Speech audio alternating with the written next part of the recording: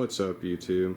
I've got a big lot of entry-level car audio gear on my kitchen table today. At least that's mostly what it is. I also got this Insignia, I think it's a 32-inch or so television with it. Pardon all the clutter in the background.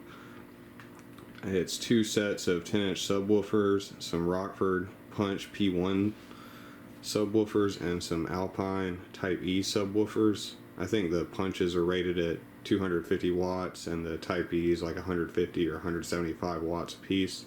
So definitely on the entry level side. Here's the amplifiers that came with this stuff.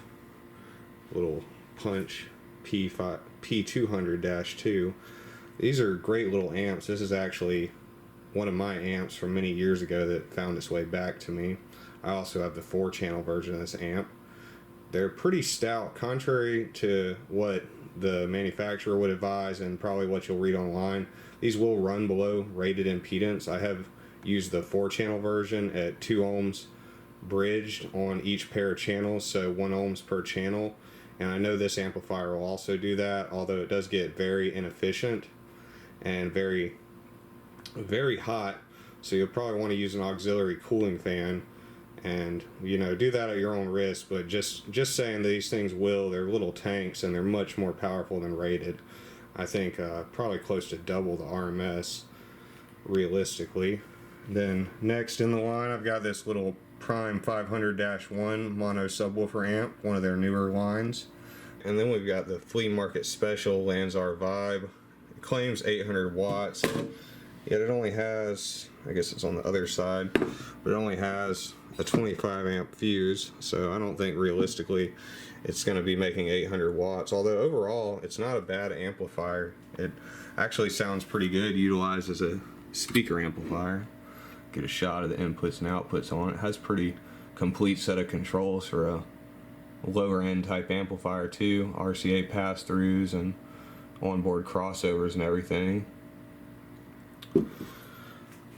But I'm going to try and keep this video brief, so really I'm just going to hook up these amplifiers, or at least one of these amplifiers, to these subwoofers and do a little bass testing, excursion testing.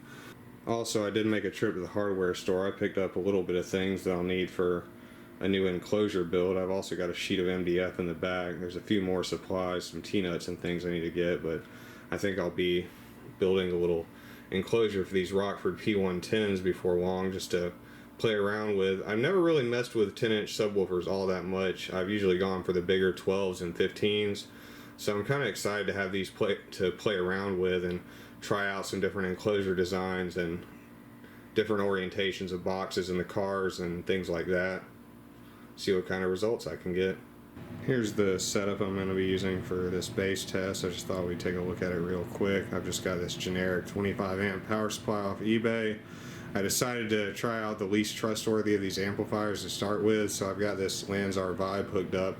I've already done a little bit of power testing with it, and it definitely seems to, in spite of its probably inflated power rating, it seems to be more than enough for these Type E 10-inch subwoofers, so I'll let you guys be the judge of that. I was also a little surprised when I went to try these subwoofers out. They appear to be 16 ohm single voice coil speakers. The paralleled together, they're 7.6 ohms on my multimeter. So they're probably pretty old school if I had to guess.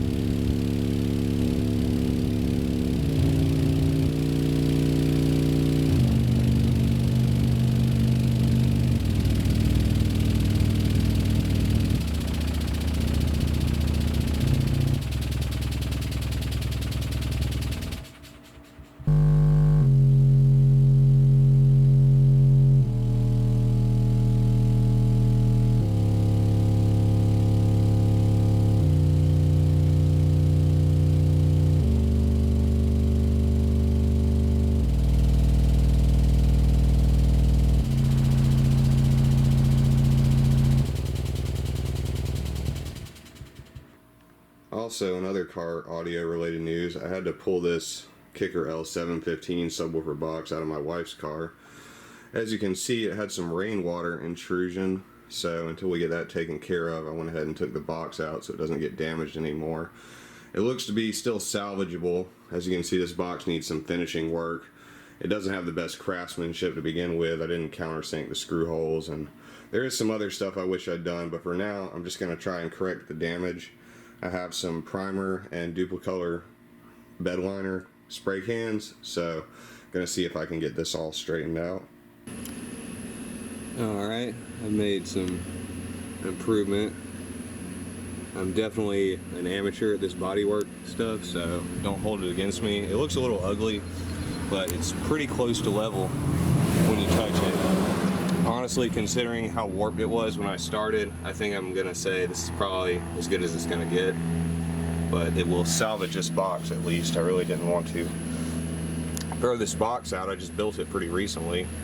Alright, a little bit of progress. Not sure how it's gonna look on camera, but here's that corner that got water damage. Probably is more visible on the camera than in real life. It doesn't look fantastic by any means. I just painted this side. It still needs another coat and it's still drying. But overall, I'm pretty happy. The main goal of this was just to shore this box up. It was never going to be fantastic from a woodworking standpoint. Just kind of rushed the construction of the box in the first place. But here's the paint or bed liner coating that I've been using on the box. This was kind of what was generally recommended as being the best for this sort of work on MDF on the forums, so this is what I've gone with. But I think I've got one more. This can's empty. I've used 3 total. This is the 4th can, but I think I'm going to need one more because I still have this side and the bottom side that's not exposed, and probably want to do a few more coats on the baffle also. Alright, here's the subwoofer box ready to go back in the car. As you can see, I've already boogered the box up in a few spots, just moving it in and out of the house for painting. But I think it's as good as I'm going to go. I've already got more money invested in this box and materials than I have in the subwoofer itself. I paid $110 for this subwoofer in a really poor quality prefab box when I bought it off Craigslist. I've got it installed in the car now. I've just got to kind of pressure fit in here. As you can see, nothing spectacular, but it'll get the job done for now. I do have future upgrade plans for this car in mind. But anyways, thanks guys for watching. I hope you enjoyed the video. Make sure to like and subscribe for more audio and computer related content.